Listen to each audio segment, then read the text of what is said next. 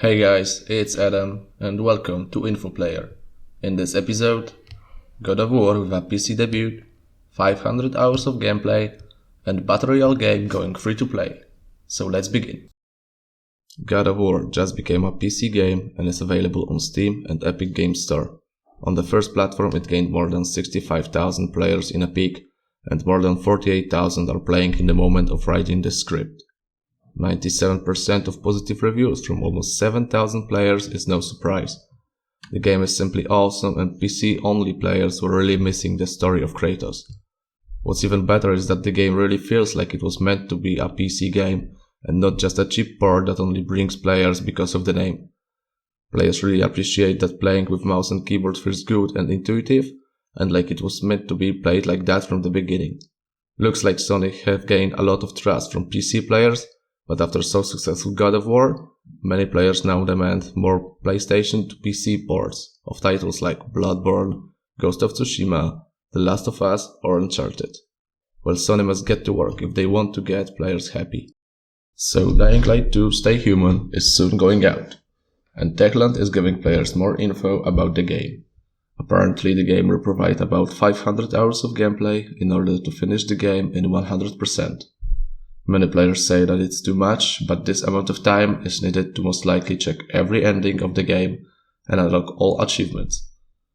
And to do that in the game where players have to make many choices, they will have to complete the main story more than once. Also, Techland announced that for at least next 5 years, the game will be developed and the studio will provide new locations, events, quests and more. So it's possible that those 500 hours will be needed to complete the game with all DLCs that will be released in the future.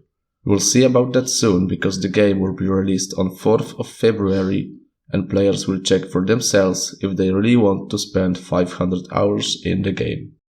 PUBG became free-to-play game, and on Steam it brought many players to it. The 24-hour peak is almost 700,000 players. Last time the game was doing better was back in April of 2020 with more than 900,000.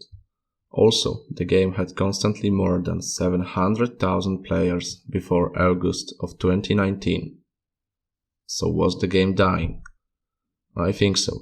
In December of 2021, peak of players was only slightly more than 363,000. And that's the worst that the game was doing since June of 2017, so when the game was still new and was bringing new players. Also, becoming free to play is definitely a sign that something bad was happening, and even though the developer said it has nothing to do with other big Battle Royale games being free to play, like Warzone or Fortnite, it's hard to not argue with that. The future of the game will be defined by in coming months.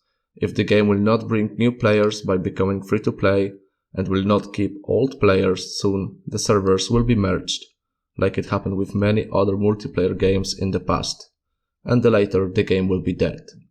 But there's a chance, who knows, maybe the game will once again be at the top of Battle Royale games available. We'll see about that. And that's all for today. What's the news that you think is the most important and that I have not mentioned in the video? Let's discuss about that in the comments. Like, subscribe, and I'll see you next week.